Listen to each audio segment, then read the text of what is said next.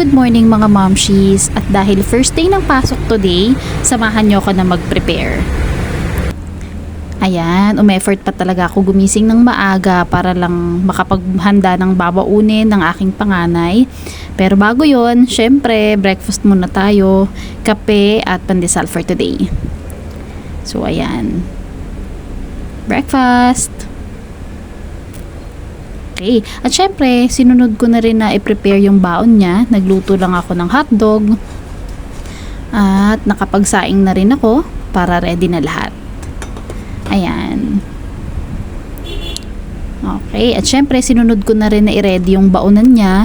So, super excited ngayon ang aking kuya kasi since grade 2 na siya, sa school na sila magla-lunch at syempre bagong experience na naman sa kanya kaya super excited siya today.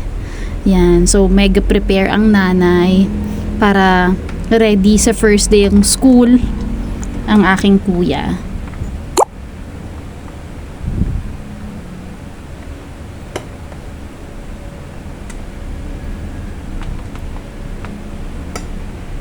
Ayan, at isunod na natin yung ulam. Ayan.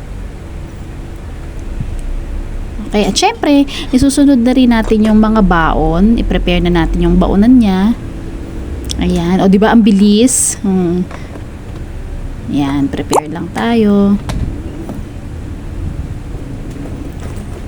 Sinama ko na rin yung mga snacks niya dyan sa baonan.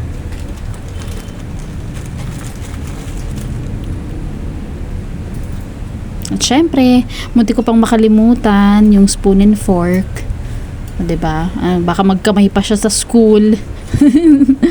Ayan. So, lagay na natin. At I think all set na lahat. Ready na siya for first day of school.